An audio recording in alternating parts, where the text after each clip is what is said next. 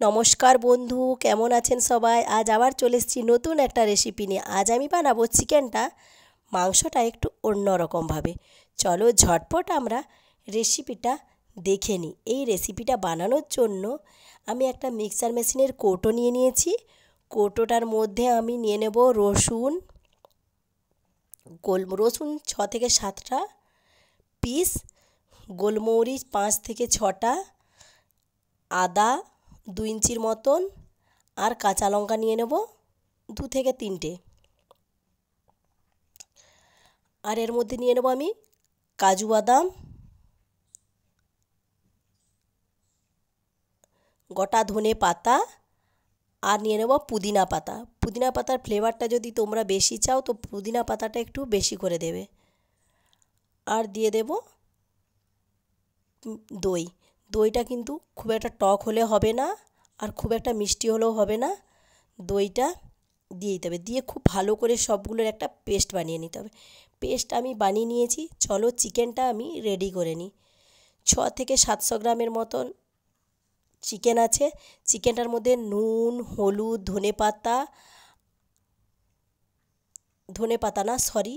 ধনে গুঁড়ো, আর পিষে রাখা পেস্ট, আর নিবুর রস সবগুলো দিয়ে খুব ভালো করে আমি এটা মাখিয়ে নেব। মাখিয়ে এটা কিছুক্ষণ আমি সুন্দর করে সবগুলোকে খুব ভালো করে সুন্দরভাবে একটা একটা করে মাখিয়ে নেব। মাখিয়ে এটা আমি কিছুক্ষণের জন্য রেস্ট করতে দেব। ঢাকা দিয়ে এটা আমি কিছুক্ষণ রেখে দেবো। এটা আমি আলাদা করে রেখে নিচ্ছি। আর আমি গ্যাসে কড়াই বসিয়ে দিয়েছি। কড়াইয়ের মধ্যে দিয়ে দিচ্ছি অল্প তেল। তেলের ওপরে দিয়ে দেবো আমি বাটার। তোমরা বাটারের জায়গায় এখানে ঘিও দিতে পারো। বাটার দিয়ে দেবো। বাটার দেওয়ার পরে আমি এর উপরে দিয়ে দেবো এলাইচি আর গোটা জিরে, আর পেঁয়াজের ছোট ছোট করে কেটে রাখার টুকরো। পেঁয়াজটা খুব সুন্দর করে ভেজে নিতে হবে। পেঁয়াজটা আমি খুব সুন্দর করে লাল লাল করে ভেজে নেব। পেঁয়াজটা খুব কম আঁচে খুব ভালো করে ধীরে ধীরে ভেজে নিতে হবে পেঁয়াজটা। পেঁয়াজ আমার পুরো ভাজা কমপ্লিট হয়ে এসেছে, লাল লাল হয়ে গেছে পেঁয়াজটা। এরপরে যে মাংসটা আমি মাখিয়ে ঢাকা দিয়ে রেখেছিলাম সেই মাংসটা আমি নিয়ে নেব। মাংসটা আমি নিয়ে নিয়েছি আর পেঁয়াজ ভেজে নিয়েছি। পেঁয়াজ ভাজার উপরে আমি মাংসটা যে মাখিয়ে রেখেছিলাম সেই মাংসটা আমি দিয়ে দেব। দিয়ে খুব ভালো করে আমি মাংসটা এইভাবে সুন্দর করে কষিয়ে নেব। মাংসটা খুব সুন্দরভাবে কষিয়ে নিতে হবে ধীরে ধীরে।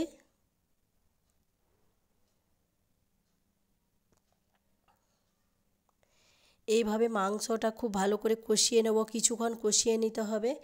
কষিয়ে নেওয়ার পরে হালকা হালকা করে যতটা দেখতে সুন্দর হবে খেতেও কিন্তু ততটাই সুন্দর হবে। তোমরাও বাড়িতে অবশ্যই ট্রাই করো। এটা ঢাকা দিয়ে দিয়ে খুব ভালো করে আমি এটাকে কষিয়ে নেব। ঢাকা দিয়ে দিচ্ছি। দেখো খুব সুন্দরভাবে একটা জল ছেড়ে গেছে, তেলটা উপরে চলে এসছে। মশলাটাও খুব ভালোভাবে কষানো হয়ে গেছে।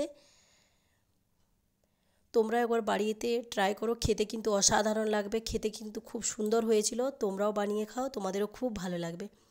অল্প পরিমাণে আমি গরম জল দিয়ে দেবো। জলটা আমি হালকা করে গরম করে নেব। গরম জল ব্যবহার করব, এখানে আমি ঠান্ডা জল ব্যবহার করব না, অল্প গরম জল ব্যবহার করব। গরম জল ব্যবহার করেছি। এরপরে আমি খুব ভালো করে আরেকবার ফুটিয়ে নেব। ঢাকা দিয়ে মাংসটা খুব সুন্দরভাবে সিদ্ধ করে নেব।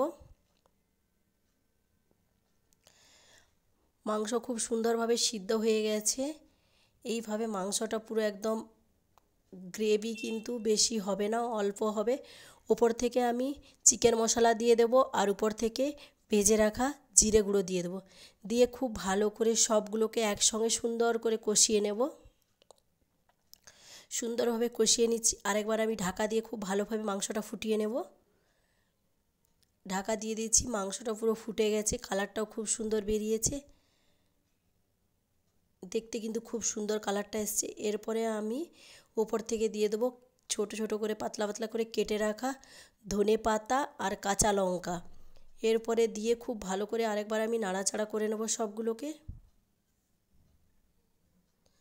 সুন্দর খাওয়ার জন্য একদম চিকেনটা রেডি হয়ে গেছে। আমি গ্যাসটা বন্ধ করে দেবো। খাওয়ার জন্য রেডি। তোমরাও বাড়িতে ট্রাই করো, তোমাদেরও খেতে খুব ভালো লাগবে। ভিডিওটা যদি তোমাদের ভালো লেগে থাকে অবশ্যই লাইক করবে, কমেন্ট করবে, শেয়ার করবে। পাশে থেকো, সাথে থেকো। দেখা হচ্ছে আর একটা নতুন রেসিপির সঙ্গে। Tata, by.